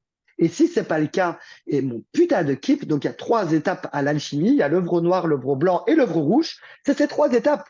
La première étape, c'est l'œuvre noire, c'est la transmutation, t'en parlais tout à l'heure. On va péter la limite, on va aller voir ce qui est obscur, ce qui est euh, vulgaire, ce qui est pourri chez la personne, qui ne, quand je dis pourri, c'est ce qui est vieux et moisi, tu vois. Stagnant, ouais. Euh, qui est stagnant, une limite qui n'a plus sa place. Ok. Un enfant qui n'a pas le droit de sortir de chez lui. C'est normal, c'est pour sa sécurité. Tu vois, tu as 8 ans, tu n'as pas le droit de sortir de chez toi sans autorisation. Cadre, clair, paf. Quand tu as 30 ans et que tu as peur de sortir de chez toi, ça n'a plus sa place. Et ça vient Mm. peut-être de là aussi à un moment donné. Il faut mettre à jour sur, OK, à un moment donné, c'est interdit de sortir chez moi. C'était normal. Tu vois, moi, j'ai grandi à l'ère de Marc Dutroux, un assassin, un violeur qui a tué des filles et il Ah les a oui, violées. ça passait dans les Moi, j'ai émissions à la grandi, voilà, télévision. j'ai grandi dans cette génération où mes parents, on a grandi dans la peur. On nous faisait peur, on pouvait pas. Mm. Alors, en tant que garçon, j'avais un peu plus de privilèges que mes sœurs. J'avais un peu plus de choix, tu vois. Mais tout de même, il y avait des limites claires et j'ai tout de suite compris l'importance de ces limites, tu vois. Mes parents, tout de suite, m'ont expliqué quand j'étais enfant que je peux pas accepter de bonbons d'un inconnu et tout et tout. Ok. Mais ça, c'est valable quand tu es un enfant. Tu vois, c'est tout à fait. Mais quand tu es un adulte et que tu fonctionnes avec les mêmes interdits que quand tu étais un enfant, ben, il y a un problème. Alors, sauf si, genre, l'interdit de mettre sa main dans le feu, je veux dire, t'es un adulte, tu mets pas ta main dans le feu, c'est évident. Mais tu vois, l'idée, c'est d'abord, dans un premier temps, je vais aller voir qu'est-ce qui n'est plus adapté chez la personne, qu'est-ce qui est prioritaire. Parce que des choses pas adaptées, il y en a plein, il y en a Mm. plein, en masse. On Donc, se qu'est-ce qui est costume de plein de prioritaire? bagages Voilà. inutiles. Mais du Ah. coup, vraiment, j'insiste sur le qu'est-ce qui est prioritaire. Et prioritaire, c'est pas à moi de le définir. Je questionne la structure de la Mm. personne. Parce que la structure, elle sait tout. Elle me présente tout sur le plateau, hein. Ok, voilà, j'ai tel problème. Je fonctionne comme ça, comme ça, comme ça. Je me suis structuré comme ça, comme ça, comme ça. Et c'est un ensemble Mm. de contradictions. Et à un moment donné, ben, il y a tout qui va s'effondrer. Donc, j'aimerais bien apporter un peu plus d'équilibre. Ou, ok, il faut compenser Ouais. là. Ok. Tu Donc, vois ce déjà, qui dans un bloque et ce premier qui temps, on va empêche faire. la personne de faire ce Voilà, qu'elle veut à ce moment-là, quoi. voilà. On va aller faire péter certaines limites. Ensuite, l'œuvre blanc, en gros, je résume le gros, hein, ok, l'œuvre noir, en gros, on fait péter les ombres, hein, les voiles, les mensonges, les limites, ok, on enlève, mais pas toutes, telles qui ne sont pas adaptées. Qui nous permet de toucher l'œuvre blanc, c'est la spiritualité, c'est le fait d'être perché. La lumière, l'amour inconditionnel, le champ des possibles, tout est ouvert, c'est super, c'est merveilleux, tout ça, tout ça. C'est la lumière, c'est vraiment le champ des possibles. C'est là où tout est possible. Ok. Et ça, c'est une étape, c'est la deuxième étape. Et puis, à la troisième étape, et c'est tout ça à la fois qui me fait kiffer, hein, mais il faut que j'explique ces 3 étapes. Et la troisième étape, c'est je vais réintégrer la notion de limite, mais une nouvelle limite adaptée à ce moment présent pour entourer un grain de sable de possible, donc de lumière, hein, de là-haut, une des possibilités que j'ai pour le manifester sur Terre. C'est Mm. vraiment, et c'est ça la pierre philosophale, c'est ça l'accomplissement du grand œuvre. On transmute, on touche la lumière et on coagule. On incarne un grain de sable. Mais vraiment un tout petit grain de sable de lumière. Mais ce petit grain de sable de lumière dans les ténèbres de l'incarnation, et quand je dis ténèbres, c'est pas le mal, hein. L'incarnation, le Hmm. ténèbre, c'est pas le mal, hein. C'est la notion de séparation. Euh, dans l'incarnation, un grain de sable de lumière, c'est un océan de possibilités et de pouvoir d'action. Et du coup, moi, mon kiff, c'est d'accompagner, en gros, pour répéter ce que j'ai dit, mais en résumé, en conclusion, c'est d'accompagner la personne à redéfinir les règles du jeu de son incarnation, ni plus ni moins. Mais dit comme ça a l'air genre waouh, rien que ça, le gars. Mais c'est En fait, simple, c'est vraiment extrêmement simple. C'est elle qui le fait elle-même. Moi, je fais rien. J'accompagne la personne à être autonome dans sa démarche. Je l'accompagne, je la guide. Je vais dire, OK, là, il faut renforcer. Un peu comme un maître d'arts martiaux qui dirait, ton genou est fragile, faut renforcer un peu ça. OK, je viens avec le bâton. OK, là, ça manque d'équilibre.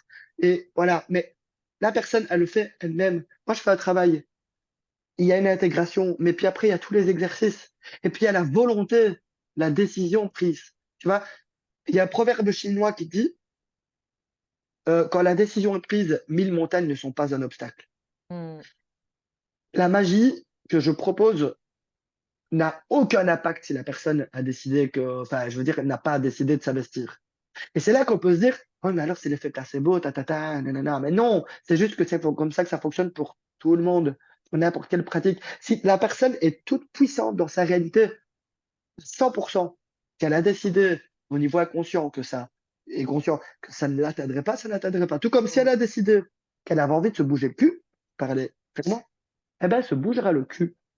Et moi, je vais l'accompagner, aller voir comment se bouger le cul, aller trouver la motivation, aller puiser l'énergie, tu vois, se Hmm. bouger le cul et atteindre son objectif.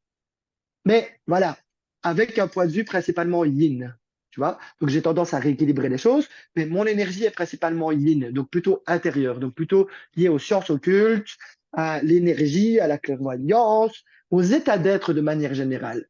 Bien sûr, il y a des exercices physiques, je demande de faire des choses, de structurer, certaines personnes doivent écrire, elles ont des objectifs à réaliser, tu vois. Il y a une énergie yang, mais je suis principalement yin. Mon travail est principalement, en effet, sur la conscience. Donc j'ai dû Hmm. rectifier ce que tu as dit en disant pas que sur la conscience, mais en effet, c'est principalement sur la conscience le plus gros du travail, mais c'est important pour moi d'intégrer le conscient. Vraiment, le petit conscient de la personne, pour moi, est merveilleux. Le petit humain misérable que nous sommes est d'une richesse incroyable et d'une bonté, d'une grandeur incroyable. Et même si on est tout petit, tout limité, tout con et qu'on fait plein de bêtises, ben, c'est en faisant des bêtises qu'on apprend. Alors bon, si tu répètes 36 000 fois la même bêtise, un problème, mais euh, tu comprends l'idée. Mhm. Tout à fait d'accord, parfaitement. Ah, oui, C'est chouette pardon, parce que là, du j'ai coup, ça a pris beaucoup de bien, en place. même temps, tu as expliqué vraiment ta façon de procéder Oui. voilà, de manière structurée et en détail en même temps. Donc, c'est vraiment chouette. Tu as répondu à plusieurs choses en même temps. Très bien. Merci beaucoup pour toutes ces explications. Et j'aimerais savoir, du coup, si tu avais un, un ou plusieurs conseils importants, selon toi, à donner aux gens, ce serait quoi? Encore une fois, oh, tu me fous dans la merde, là, non, je rigole, je rigole. Euh, Un conseil ou un message que tu voudrais transmettre aux gens qui nous regardent? je Et- vais répéter le même message qui est répété depuis des millénaires. Et je ne l'ai pas inventé, personne, enfin, je veux dire, j'ai pas inventé la poudre. Et, euh, et pourtant, ça n'a rien de nouveau, et pourtant, c'est d'une richesse incroyable. Connais-toi toi-même et tu connaîtras l'univers. Pour moi, si je dois résumer, la clé principale, c'est que tout est dans tout. L'infiniment grand est présent dans l'infiniment petit. Quand tu comprends Mhm. ça, tu comprends que tu peux pratiquer la clairvoyance et connecter l'énergie d'une étoile qui est présente à des milliards d'années-lumière d'ici. Quand tu comprends ça, en fait, pour moi, c'est la base de tout. Tout est dans tout. Tout est intriqué. Et alors, connais-toi toi-même, bah, du coup, ça veut dire que l'univers infini est en nous, donc du coup, on peut pas connaître l'infinité non plus. Enfin, pas mentalement en tout cas, puisque le mental est Mhm. limité et fonctionne sur base d'une limite. Donc, connais-toi toi-même, tu connaîtras l'univers, mais surtout, Connais tes besoins et tes limites et respecte-les. Respecte les Hmm. limites de ton incarnation. Respecte ton ego. Ne tape pas ton ego. Rectifie-le. Rectifier son ego, c'est extrêmement important. Tu vois, plutôt que d'aller péter. Quand je dis péter, faire péter les limites, c'est pas péter l'ego ou quoi, et c'est une manière de parler parce qu'en fait, en vrai, euh, tu vois, l'idée de péter, ça renvoie sur l'énergie destructrice, mais en fait, c'est avec amour que je le fais. Euh, pour moi, si je peux donner un conseil, c'est quand tu sens que tu as un blocage chez toi ou quoi qu'est-ce. Ok, dans un premier temps, est-ce que tu t'autorises à embrasser ton blocage? Est-ce que tu t'autorises à aimer ce blocage? Parce que ce blocage, c'est Hmm. toi. C'est une partie de toi qui a été négligée par toi-même, qui manque d'amour. Et c'est pas à cause de toi, mais c'est de ta responsabilité. Du coup, cesse de croire que tu es coupable ou innocent dans la vie. Tu es responsable à 100% de tes actes. Tu es responsable de tes expériences. Et donc, quand tu vis quelque chose qui te pose problème et que tu as un blocage lié à ça ou quoi qu'est-ce, reprends ta responsabilité. Regarde à l'intérieur de toi. Émotionnellement, qu'est-ce que tu ressens? Et embrasse les parts de toi les plus obscures, les plus ténébreuses. Parce que alors, c'est une phrase sortie d'un film, mais qui me parle. Nul n'est plus difficile à aimer que ceux qui en ont le plus besoin. Et c'est pareil pour les parts de soi. Nos Hmm. blocages sont ceux qui ont le plus besoin d'amour. Et si on veut transcender nos blocages et nos limites, enfin les limites limitantes, hein, eh bien, c'est avec amour que je propose de le faire et que je conseille de le faire. Euh, Amour, c'est pas l'amour perché, bisounours, ah, tout est beau, tout est content. Pour moi, l'amour, c'est le juste milieu entre ténèbres et lumière, entre vérité et pouvoir. Ça, c'est ma notion d'amour, entre yin et yang. Donc, équilibre, force, force intérieure, et surtout, ne jamais chercher le raccourci, le chemin le plus court. Il y a beaucoup de formations en 2 jours, 6 mois, où on te dit, je t'enseigne la magie et tout, et tout, et tout, et tout. Je suis pas là pour casser sur tout ça. Voilà, chacun fait du mieux qu'il peut, il faut bien gagner sa vie et tout ça. Mais c'est pas le chemin le plus court qui t'enseignera le- les sciences occultes. Faut pas oublier que c'est ça qui a engendré la science moderne. Les sciences occultes contiennent beaucoup plus d'informations que les sciences modernes. Il y a beaucoup plus de connaissances. Et c'est logique, ça existe depuis des millénaires. Les philosophes d'antan, Pythagore, Socrate et même Newton, étaient des alchimistes. C'était des philosophes. C'était à la fois des mathématiciens, des astrologues, c'était des alchimistes. Ils faisaient tout ça à la fois. Ils avaient ces connaissances. Tu vois, ils sont un peu Hmm. perdus pendant un moment et là on les retrouve. Mais et quand je dis ça contient plus de connaissances que la science moderne, c'est pas dire qu'il faut les étudier mentalement. On les étudie. La différence, c'est que l'enseignant dans les sciences occultes, c'est soi-même et c'est intérieur. C'est une Voilà. Pour moi, exploration, en fait, si on peut le voilà, c'est résumer une en ça. exploration intérieure. Explore-toi toi-même et tu auras accès à ta vérité et à ta jouissance aussi. Parce qu'il n'y a pas que la notion de vérité, il y a aussi la notion de jouissance pour en faire quelque chose. Hmm. Jouis de ta vie. Et vraiment, j'ai envie de clore ce, chapitre juste en terminant par la jouissance. Pour moi, c'est extrêmement important. En gros, ce que j'ai envie de partager comme clé d'évolution, pour moi, l'humanité, c'est connais-toi toi-même. Connais tes limites personnelles, tes besoins, respecte tes limites euh, et exprime tes limites aussi au monde. Et quand je dis exprime, c'est pas impose tes limites, c'est positionne-les. Positionne-les d'abord, avant tout, de toi à toi, sois au clair avec comment tu te sens, tu vois. Et Hmm. n'aie pas peur de l'exprimer parce que parfois, derrière la colère, il y a juste de la tristesse et de l'impuissance. Et donc, du coup, si tu exprimes que tu es en colère, alors qu'en fait, au fond de toi, tu pas en colère, ça, c'est juste l'ego qui veut se protéger parce qu'il est Hmm. structuré comme ça. Mais derrière ça, c'est je me sens impuissant. C'est pas toutes les colères, hein, je veux dire. Et du coup, si tu te sens juste impuissante et triste, eh ben, exprime simplement que tu te sens triste et impuissante et que tu ne te sens pas respecté dans cette limite. Et plus on exprime nos limites, déjà en étant clair avec soi-même avec ses limites, et qu'on ose les Hmm. partager au monde, et plus le monde extérieur nous renvoie que ben, déjà il respecte nos limites. Et mais bon, c'est à force d'expérience aussi, hein, ça se fait pas tout de suite. Hmm. Euh, hmm, mais du coup, si on veut toucher cet état de jouissance, c'est à l'intérieur d'un cadre. Mais moi, il faut que ce soit délimité par un cadre. Et ce cadre est impermanent, bien sûr. Il évolue, il est en mouvement. Euh, un cadre de maintenant ne sera pas le cadre d'après. Et tu sais, à l'époque de nos ancêtres, même nos grands-parents, tu vois, faut pas remonter très loin, c'était perçu comme de la stabilité, même ne serait-ce que de changer de boulot.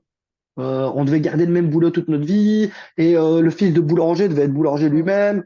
Et aujourd'hui, on n'est plus dans cette ère-là. Les vibrations sont tellement intenses, et vraiment, ça évolue de plus en plus, et ça bouge, et on est de plus en plus confronté à soi, et quels sont nos désirs et nos besoins. Et du coup, faut pas hésiter à se mettre dans une instabilité. Tu vois, quand on veut être stable parfois, eh ben, il faut aller toucher la stabilité pour justement toucher la stabilité. Donc, vraiment, connais-toi toi-même et ben, exprime-le. Au début, on exprime une petite partie, puis on exprime un peu plus, et puis un peu plus, et c'est là qu'on arrive à de la magie, quoi, tu vois. Pour moi, la véritable magie ne requiert aucun rituel. Tous les rituels ne sont Mm. destinés qu'à mettre en condition, en fait. La magie vient de l'attention, le pouvoir de la, et je dis bien l'attention et pas la pensée, hein. Pas pareil, parce que j'ai montré ça, mais euh, c'est Ouais, le pouvoir de l'attention plutôt l'attention. là, en fait. Enfin, C'est moi, je ça. le positionne là, mais. On est d'accord, oui, c'est vrai, c'est là. On peut le positionner là, l'attention, c'est clairement le cœur. Euh, et plus c'est clair, plus c'est efficace et instantané. Mm. Plus c'est compliqué, on y met des couches et des rituels, et blablabla, et nanana, moins tu as des résultats, tu vois.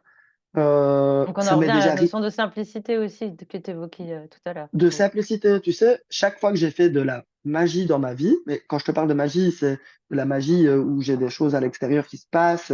Ça m'est déjà arrivé de faire de la pyrokinésie, par exemple, ou de l'aérokinésie, ou de la télékinésie. Euh, eh ben, c'est à chaque fois quand j'étais en état de méditation, et j'avais médité pendant très longtemps, et mon mental était clair, limpide. Tu vois, je me sentais juste. Et c'était jamais moi, consciemment, qui me disais, tiens, je vais faire ça, je vais faire bouger le feu, et je veux dire, ça émergeait, et puis j'étais là, ok, waouh, ok, c'est moi qui fais ça? Ok, attends, je vais essayer. Je vais à gauche, ok, ça va à gauche, je vais à droite. Et procédure, ça c'est plutôt le terre à terre en moi qui teste quand même. Et, Ouais. et en testant, je voyais qu'il y avait des résultats et j'étais là, ok, waouh. Eh ben, contrairement à ce que j'aurais cru, quand tu es confronté à ta magie, c'est pas genre waouh, super, trop cool, le kiff. C'est plutôt, Mm. oh Ouais, putain, c'est plutôt ça que ça. oh, j'ai ce pouvoir-moi là. J'ai ce pouvoir. J'en veux pas. Je cède. Je lâche le pouvoir. Je n'en veux pas. Je n'en veux pas. Chaque fois, j'en suis toujours arrivé à cette même conclusion. Ok, merci Mm. l'univers. Tu as débloqué ce pouvoir en moi. Mais Je c'est te trop là. remercie. Je sais que je l'ai. Voilà, maintenant, j'ai conscience que j'ai ce pouvoir.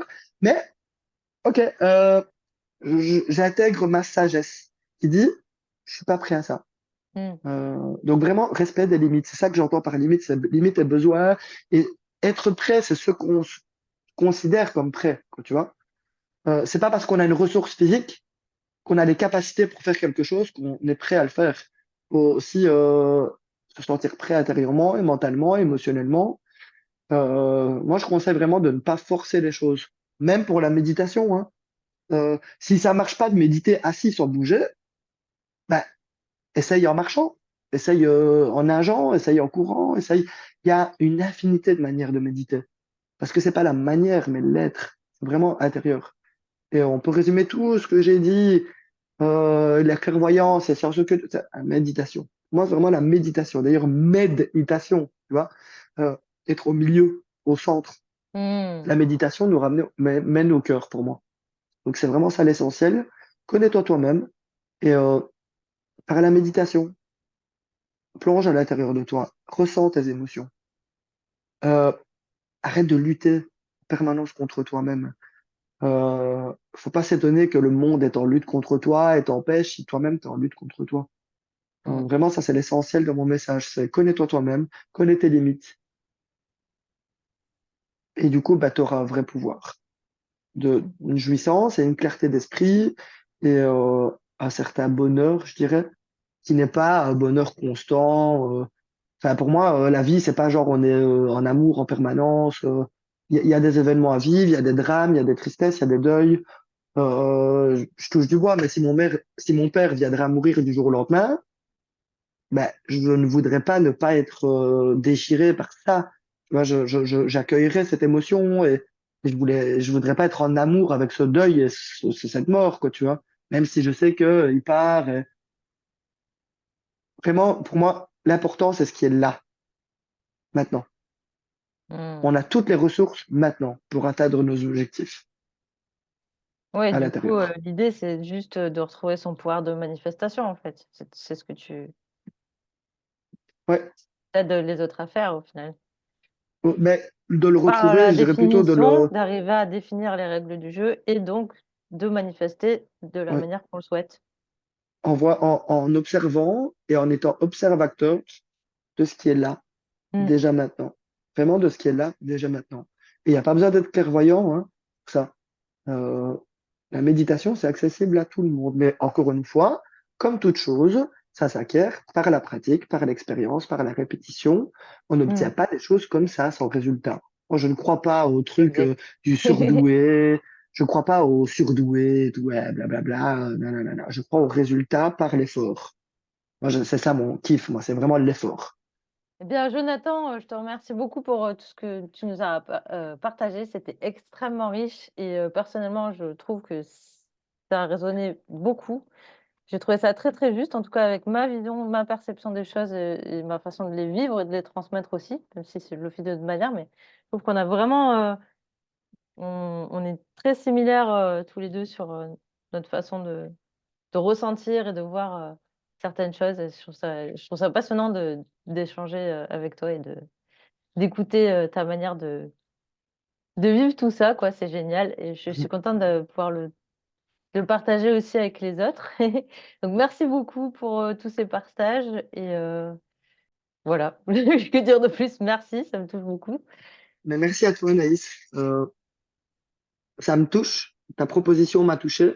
Ça a été très challengeant pour moi, hein, vraiment. C'est un challenge de me dire, OK, j'ose me dévoiler en public, et, tout ça, tout ça. Mais je te remercie vraiment de cette proposition et de. Alors, ça va faire percher quand je veux le dire, mais quand même avec cette bienveillance. Clairement, et cette écoute et cette attention, c'est précieux. Clairement, ce que t'offres, clairement, je le vis de manière précieuse. Donc, merci et super cool. Franchement, ton idée de thérapeute story, ouais, c'est trop cool. Ah, c'est chouette. Bah, merci, ça me touche beaucoup que que ça te touche aussi et que tu apprécies, ouais. C'est cool. Jusqu'ici, tout le monde a kiffé, donc ça fait super plaisir. Je suis contente de pouvoir partager ce moment de plaisir avec, des personnes que j'apprécie, c'est chouette. Plaisir partagé, merci beaucoup.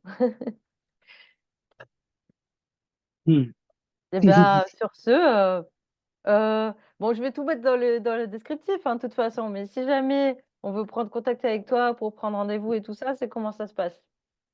Pour l'instant, via Messenger, c'est plus simple. Pour l'instant, on me contacte sur Messenger, via mon profil Facebook. D'accord. Voilà. Donc, bah, j'ai eu plusieurs sites internet et puis je mets pas, nanana, j'ai rectifié, ta.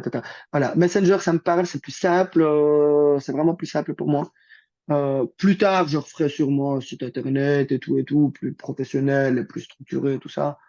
Mais pour l'instant, via Messenger, c'est encore comme ça que ça fonctionne. Maintenant, je dis pas, peut-être que dans 2 mois, ce sera différent. Tu vois, mais Donc, pour l'instant, c'est Messenger. De toute façon, ouais, je mettrai ton Facebook du coup dans le ouais. descriptif de la vidéo. Comme ça, si on veut te contacter, c'est très simple. Voilà. Ben écoute, merci. Simplicité, efficacité. Merci pour ce cadeau. Très clairement, merci pour ce cadeau. Euh, Ben, merci à toi de le j'ai... recevoir comme ça, c'est chouette. Ça me touche beaucoup. Je vous dis très très bientôt pour un autre épisode de Thérapeute Story avec un prochain invité surprise que je vous dévoilerai comme d'habitude la veille ou le jour où je tourne avec et les épisodes sortiront comme d'hab tous les mardis. Voilà. Bisous tout le monde, à très bientôt.